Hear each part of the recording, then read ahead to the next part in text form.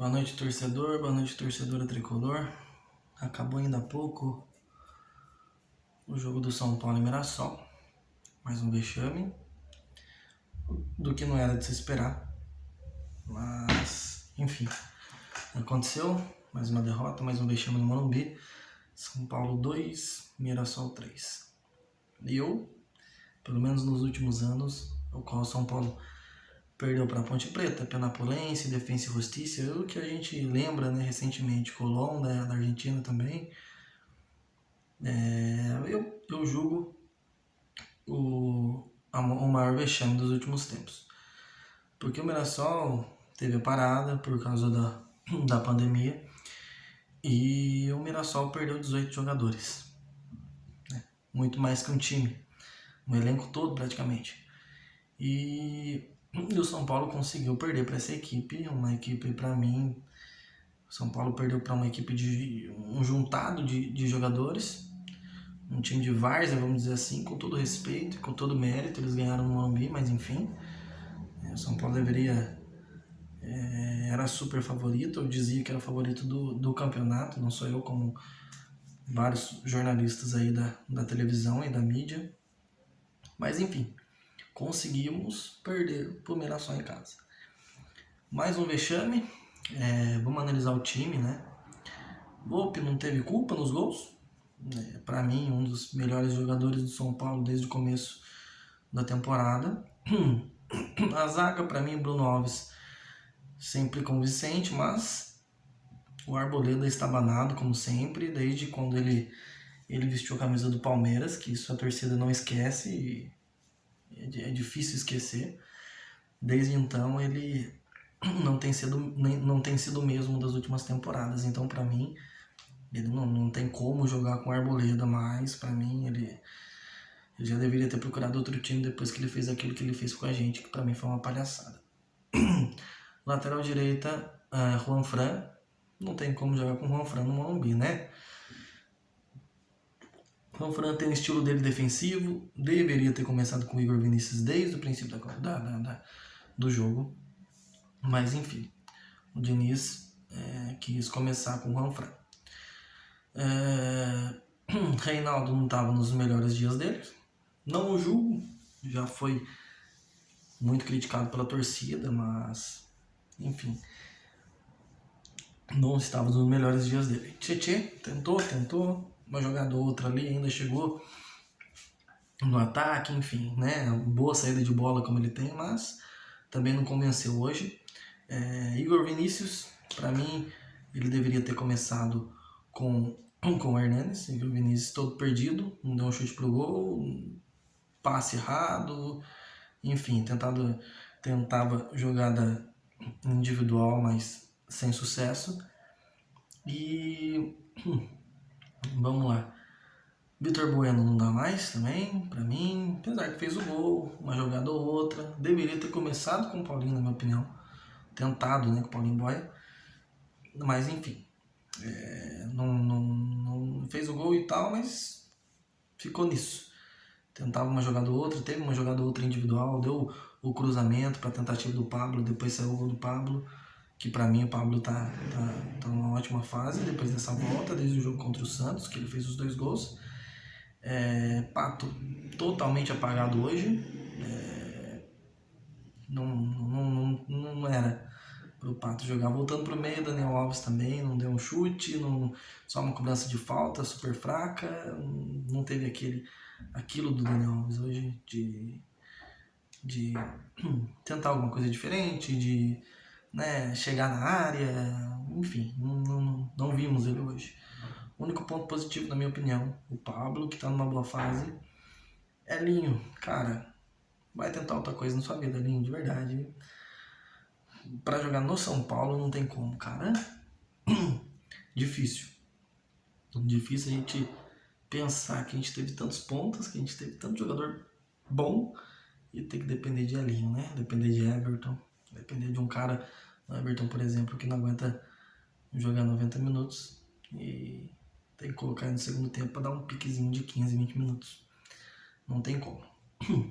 Mas enfim, voltando, Mais um vexame, mais uma vez o São Paulo eliminado em casa, em pleno Morumbi.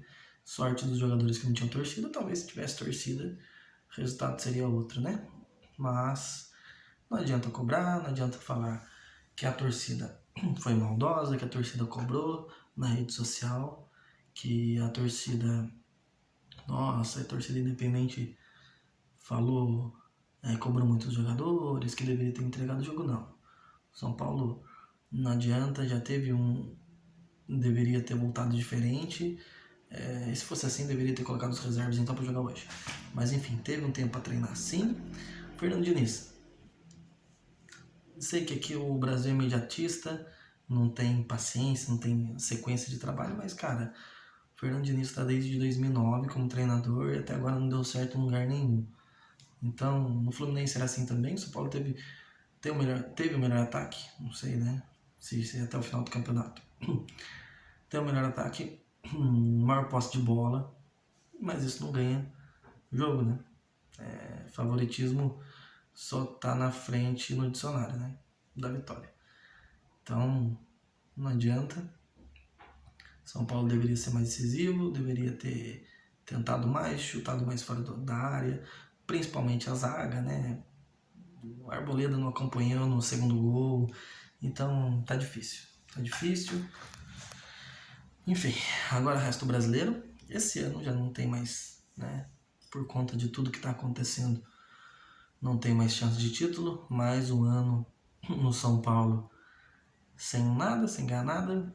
E, enfim, tem a Copa do Brasil, tem a Libertadores, tem o Campeonato Brasileiro que começa na outra semana, sem ser nesse final de semana, no outro, aliás. E a torcer para o São Paulo conseguir fazer uma boa campanha até fevereiro, né, que o brasileiro vai. E a Copa do Brasil ele quer mata-mata, mas mata-mata para o São Paulo nos últimos anos tem sido morre-morre, né? Então, não é que eu sou pessimista, não é que, né, poxa, São Paulo não... Mas não, né, tá complicado. Não é de hoje, fazem 8 anos já que São Paulo tá na fila, então a gente tem que cobrar sim, a gente tem que ficar revoltado sim, porque quanto que esses caras ganham, eles não vão ter o mesmo sentimento que a gente está tendo nesse momento, então amanhã para eles é outro dia e vão ficar mais de uma semana descansando até o início do Campeonato Brasileiro. Então, enfim, fica aqui a minha indignação. Como eu disse, o maior vexame da história do São Paulo Futebol Clube, na minha opinião, para perder por um catado, para perder para um time de várzea dentro de casa. Então, né, teve Penapolense, teve Defensa e Justiça, estou dizendo nos últimos anos, né, não estou dizendo na outra década, enfim. Estou dizendo agora, desde depois do último título. Na minha opinião, quiçá foi o maior vexame da história de São Paulo mesmo, não sei. Perder para um time de catado, o atacante deles que eu realmente esqueci o nome, que fez 2 gols, o cara tava parado no Emirados Árabes e foi convidado para treinar. Treinou 2 dias e foi escalado, foi inscrito, foi escalado e fez 2 gols dentro do Morumbi. Então, não sei. Parabéns pro Mirassol, né? Que conseguiu esse feito de eliminar São Paulo dentro do Morumbi.